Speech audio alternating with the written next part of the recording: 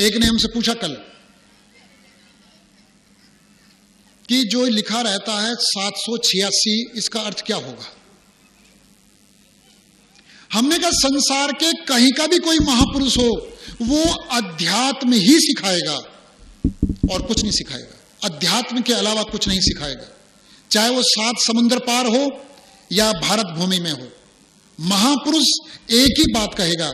भाषा अलग अलग हो सकती है, भाषा अलग अलग हो सकती है। 786 में 3 प्रश्नों का उत्तर है और 3 प्रश्न मूल हैं। 3 प्रश्नों का उत्तर 7, 8, 6 में दे दिया। पहला प्रश्न, परमात्मा कहां है। पहला प्रश्न क्या है, वो सर्वोच्च शक्ति कहां है, मतलब कहां मिलेगी। वो सर्वोच्च शक्ति कहां मिलेगी, कहां साक्षात्कार होगा, किस जगह पर साक्षात्कार होगा, कहां मिलेगी, कोई एड्रेस, कोई पता। पहला प्रश्न। दूसरा प्रश्न, तरीका क्या है मिलने का, रास्ता कहां है, रास्ता कैसा है, रास्ता कहां है, कैसे मिलेगा, तरीका। दूसरा प्रश्न। तीसरा प्रश्न, कहां से शुरू करें। तीसरा प्रश्न, कहां से शुरू करें। ये सारा ज्ञान हिंद से फैला संसार में। जितने भी महापुरुषों ने ज्ञान फैलाया, चाहे हमारे देश के हों चाहे विदेश के हों, सबने हिंद से ही सारा ज्ञान संसार में फैलाया। ये 3 प्रश्नों का उत्तर देखना। पहला है, पहले प्रश्न का उत्तर है 7। हिंदुस्तान में कहा गया ब्रह्म 7वें लोक पर है। ब्रह्म 7वें लोक पर है, सुना होगा। हमारा शरीर ये शरीर नहीं है, ये स्थूल शरीर है। इसके अंदर 6 शरीर और है। कुल मिला के कितने शरीर हुए, 7 हो गए ना। स्थूल शरीर, इसके अंदर सूक्ष्म, कारण, मनुष्य, आत्मिक, ब्रह्म और निर्वाण, कितने हो गए। इन 7 आवरण के अंदर है वो अकाल पुरुष, वो ब्रह्म, वो परमात्मा, वो भगवान। स्थूल, सूक्ष्म, कारण, मनुष्य, आत्मिक, ब्रह्म और निर्वाण। ये 7 आवरण के अंदर, ये हमारा शरीर 7 आवरण का है। मौत, मृत्यु, नाश, देहांत केवल इसका होता है, स्थूल शरीर का। अंदर के 6 शरीरों का नाश नहीं होता, काल के बस में नहीं है। ये मनुष्य के खुद के हाथ में है, अंदर के 6 शरीरों को नष्ट करना। काल के हाथ में केवल ये शरीर है, स्थूल शरीर। इसलिए कहा बाहर के संतों ने, मौला 7वें आसमान पर है। यही की बात, यहां का ज्ञान उन्होंने बाहर फैलाया। हमारे ऋषियों ने कहा ब्रह्म 7वें लोक पर है। भाषा अलग हो गई ना, भाव अलग है, भाव अलग नहीं है, भाषा अलग है, भाव एक है। कि 7 शरीरों के अंदर 7 आवरण का जो शरीर है, इसके अंदर वो अकाल पुरुष है। इसलिए भगवत गीता में आखिरी 2 शरीरों की चर्चा की गई है। ब्रह्म निर्वाण, हे अर्जुन तू ब्रह्म निर्वाण को प्राप्त होगा, हे अर्जुन तू ब्रह्म निर्वाण को प्राप्त होगा। आखिरी 2 शरीर की चर्चा की गई है। तो पहले प्रश्न का उत्तर मिल गया कि परमात्मा कहां मिलेगा।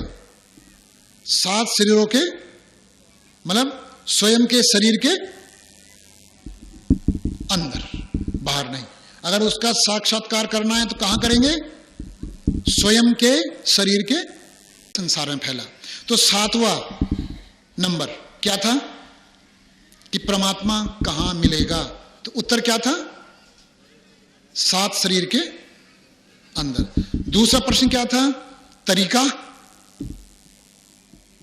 अंक आया 8 कि 8 पायदान हैं, 8 पैड़ी हैं, 8 पैड़ी, 8 पैड़ियों पर चलकर प्राप्त होगा। वहां तक पहुंचने की 8 पैड़ियां हैं। 8, 7 नहीं, 9 नहीं, 8। कौन कौन सी। पहली पैड़ी अंतः शुद्धता, यम। यम माने अंतः शुद्धता, अंदर की शुद्धता। अंदर की शुद्धता, अंदर अशुद्ध किस कारण होता है मनुष्य? नशे से और जन्मजात जाति बिरादरी के भाव से। जन्मजात जाति बिरादरी का भाव जब अंदर आता है या हम कोई नशा करते हैं, अंत में अंदर अशुद्ध होना शुरू हो जाता है। तो पहला क्या है? पहली पैड़ी क्या है? यम, अंत है शुद्धता। अंदर से हम जन्मजात जाति भेद और नशा पूरी तरह त्याग दें तो यम, पहली सीढ़ी चढ़ गए। दूसरा नियम, बाह्य शुद्धता। जैसे आंख है, कान है, नाक है, शरीर के रोम रोम है, जरा इनकी सफाई कर रखें। अंत पूजा करने वाले लोग 2 टाइम ब्रश जरूर करें, 2 टाइम कम से कम। जब वे परिक्रमा करते हैं अकाल पुरुष की, थोड़ा आंखों में छपके मारें, कानों में थोड़ा सा कानों खींचें, थोड़ा कानों में गीला करें, हाथ धोएं कोहनी से नीचे तक। ये महासंधि हैं, धोएं जरा। नियम, बाह्य शुद्धता। यम, अंत शुद्धता। नियम, बाह्य शुद्धता। आसन, निश्चल तुम ज्ञानम आसनम। आसन, शरीर को निश्चल होने का अभ्यास कराएं, निश्चल होने का। अगर तुम टेढ़े हो गए तो उसी स्थिति में कुछ देर रुकने की कोशिश करो। निश्चल तुम ज्ञानम आसनम। थोड़ा पीछे हो रहे हो तो कुछ देर वहीं ठहरने की कोशिश करो। आगे झुक रहे हो, थोड़ी देर वहीं बिल्कुल इस तरह निश्चल होकर ठहरो थोड़ी देर। पंजों के बल खड़े हो रहे हो, थोड़ी देर रुको। एड़ी के बल खड़े हो रहे, थोड़ी देर रुको। शरीर को घुमा रहे हो, थोड़ी देर रुको। शरीर को फैला रहे हो, थोड़ी देर रुको। धीरे धीरे करो, धीरे धीरे फैलाओ, रुको। धीरे धीरे मोड़ो, रुको। ये क्या है? आसनम। ये आसन कहा गया। समझ में आई बात? हम वो बता रहे हैं सीढ़ियां, 8 सीढ़ियां हैं उस अकाल पुरुष तक पहुंचने की। प्राणायाम, प्राण के आयाम को, जो प्राण जा रहा है आ रहा है, इसमें जो नाम है इसकी तरफ ध्यान दो। प्राण का आयाम, आयाम माने जैसे श्वास अंदर जा रही है बाहर आ रही है, इसके आयाम को। पहला अक्षर अंदर जा रहा है, दूसरा अक्षर बाहर आ रहा है, कैसा जा रहा है, कैसा आ रहा है, इस तरफ ध्यान दो। आयाम, इसके आयाम पे ध्यान दो। कितना लंबा अंदर जा रहा है, कितना लंबा बाहर आ रहा है। अपने आप लंबाई चौड़ाई मत करो इसकी। इसे सुमरन कहा, संतों ने इसे सुमरन कहा।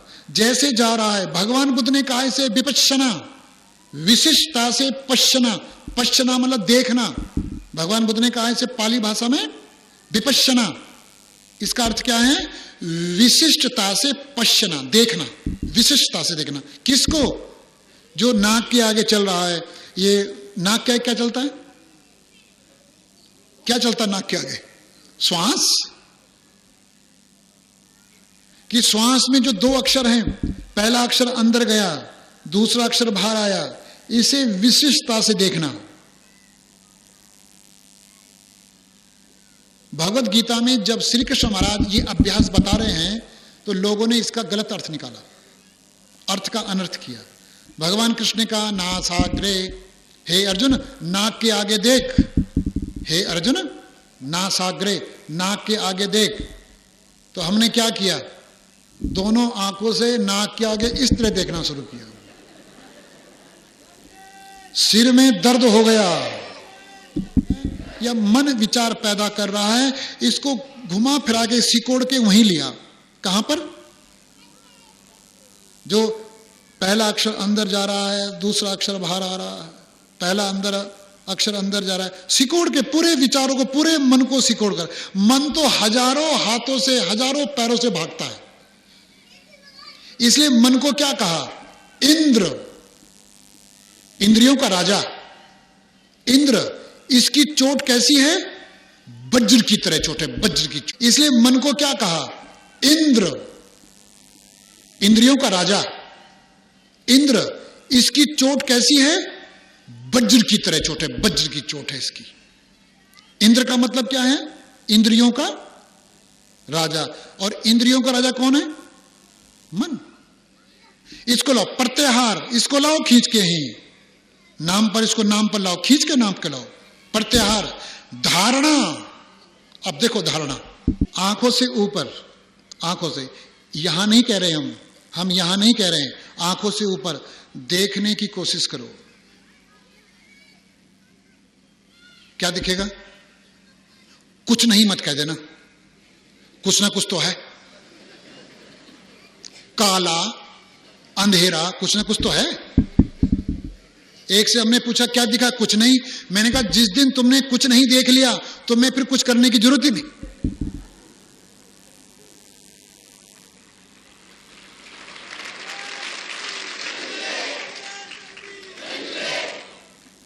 देखा धारणा, धारणा को कहा संतों ने अपनी भाषा में निरत।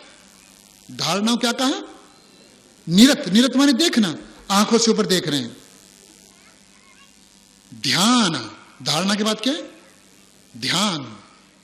नाम पर पूरी तरह से हम जुड़ गए, पूरी तरह से।